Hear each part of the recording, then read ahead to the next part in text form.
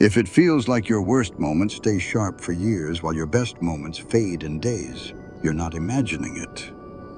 The brain records trauma at full volume while joy is stored quietly in the back. That doesn't mean you're weak or ungrateful or stuck. It means your brain is doing its oldest job, protecting you. When something hurts you, emotionally or physically, your nervous system treats it like a survival event. Stress signals rise, your attention narrows, and your body goes into alert. In that state, your brain doesn't just experience the moment.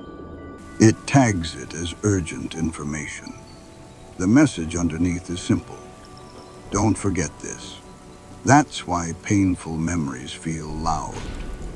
Not just the event, but the details. The exact sentence, the look, the tone, the timing. Threat gets stored with extra clarity because threat is expensive. If something similar happens again, your brain wants to recognize the pattern faster next time, before you even have time to think. Now compare that with joy. Joy often happens while we're split. You're having a good moment, but part of your mind is already in tomorrow. You're calm, but you're scanning for what could go wrong. You're safe, but your body still remembers what unsafe felt like. And what you don't fully attend to, you don't fully encode. So trauma gets recorded under high alert, while joy often gets recorded under divided attention.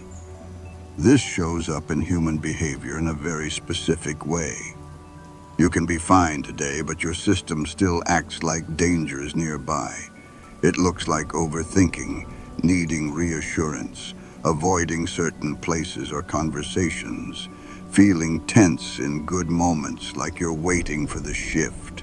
Sometimes it's not that you can't enjoy life. It's that your brain learned to keep one ear open. There's another reason trauma stays loud over time. Replay. The mind replays pain to understand it, to prevent it, to find what you should have done, to locate the moment you lost control. Every replay strengthens the pathway, like pressing save again and again on the same file.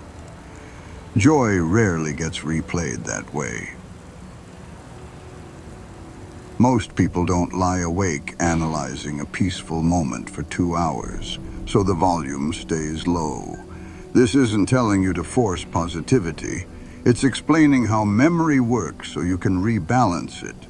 If you want joy to stop living in the back, you have to store it on purpose, not in a fake way, in a neurological way. When something good happens, relief, calm, laughter, a small win, a quiet moment where your body feels safe, hold your attention there a little longer than you normally do.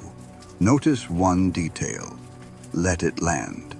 Name it internally. This is good because attention is the pen your brain writes with. You're not erasing trauma.